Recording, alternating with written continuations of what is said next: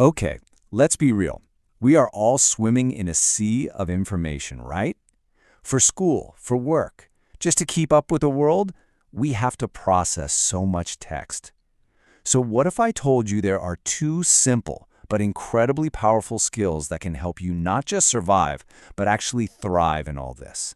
And that's exactly what we're going to crack open today. The art of summarizing and paraphrasing. Let's dive in. You've been there, I know you have. You're just staring at a mountain of articles and reports, feeling totally overwhelmed. And then, on top of all that, you get that nagging little voice in the back of your head whispering, wait, did I just steal that idea? It's a real fear, that worry about accidental plagiarism. But here's the good news. There are two incredible tools that can cut right through that noise and help you make sense of it all. Today, we're getting hands-on with summarizing and paraphrasing. And look, these aren't just boring academic exercises. They are your secret weapons for taking control of information and making your own voice heard loud and clear. Now, I know what you might be thinking. Summarizing, paraphrasing, aren't they kind of the same thing? And hey, it's a totally fair question.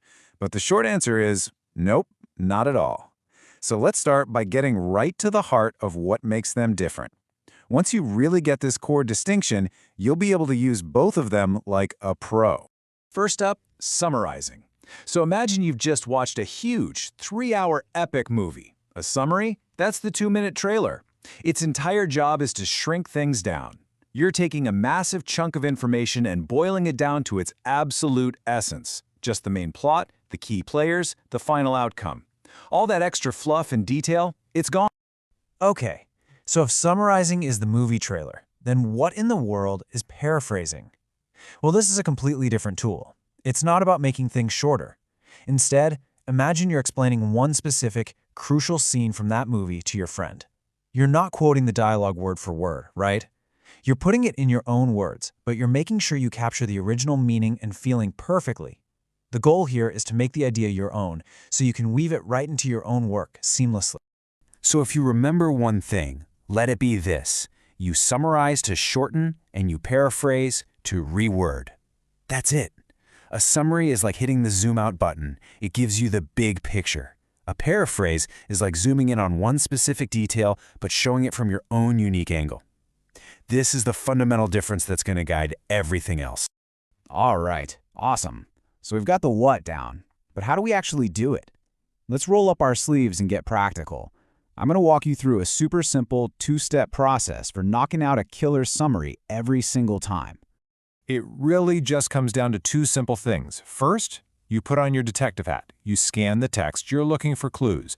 You're asking, okay, what's the single biggest idea here? And what are the key facts, the evidence that hold it all up? Then, once you've gathered your evidence, you move to step 2. You put it all together in your own words to build a new, tight, and powerful sentence. Okay, time to put those new detective skills to the test. Here's a little passage about water shortages. Read through it and try to find that one main idea and the key facts that support it. It's a little wordy, but the core message is definitely in there. Take a second and see if you can spot it. All right, so how'd you do? Let's break it down. The main idea jumps out pretty clearly. Poor people in developing countries are the ones who suffer most from water shortages. And the evidence? Well, there are two key facts. Their homes often don't have piped water, and they have very few other places to get it. Boom!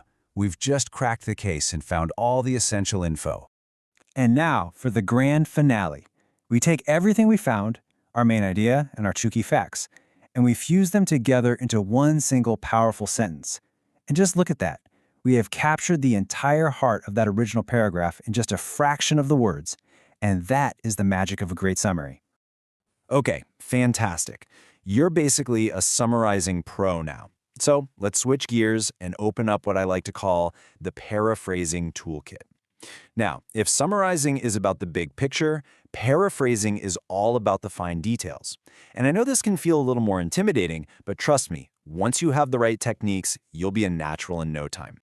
So let's pop open that first tray in our toolkit. These are the foundational techniques, small changes at the word and phrase level that have a surprisingly huge impact. Think of these as your screwdrivers and wrenches, your everyday go-to tools. All right, let's run through these. First up, using synonyms. This is an easy win, right? Instead of happy, you can say joyful. Simple. Next, you can change the word form. So, he was very proud becomes his achievement made him proud. Then you've got negation. The exam was easy can flip to the exam was not difficult. And finally, you can switch the voice from active to passive. See, they're all small tweaks, but they really start to make the sentence your own. All right, ready to dig a little deeper into that toolkit? This next set of techniques is all about shaking up the entire sentence structure. This is where you start getting into the serious power tools, the ones that really let you take ownership of an idea and make it fit perfectly into your own writing. So with these, we're getting a little more adventurous. We can move whole chunks of a sentence around to change the emphasis. We can completely flip the word order to create a different feel. And just notice how swapping a simple word like so for because can totally change the flow of the sentence. You see what's happening? You're not just swapping words anymore. You're the architect of the sentence. And now for the final tray in our toolkit. These are the advanced techniques, and they're all about changing how the information itself is actually presented. With these in your back pocket, you can tailor a source's idea to perfectly match the tone and style of your own voice. This is where you really become the editor.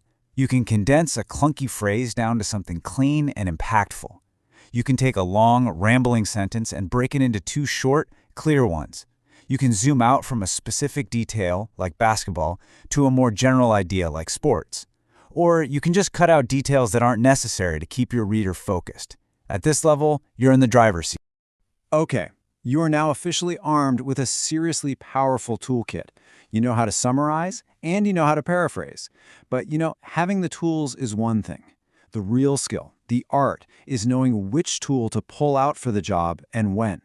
This is where we get strategic. So here's the bottom line.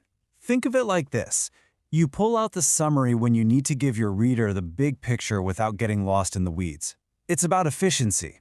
But you grab your paraphrasing tools when you need to dig into one specific idea, make a really complex point easier to understand, or smoothly weave a source's idea right into your own argument. That's all about depth and integration. So, after all that, what's the one big thing to take away? It's this. You are no longer just a passive consumer of information. You are an active creator. You now have the power to take a dense, complicated text and make it clear, make it concise, and make it your own. You can shorten, reword, and reshape ideas to build your own arguments and tell your own stories. So the real question now is, how are you going to use these skills to make your voice heard?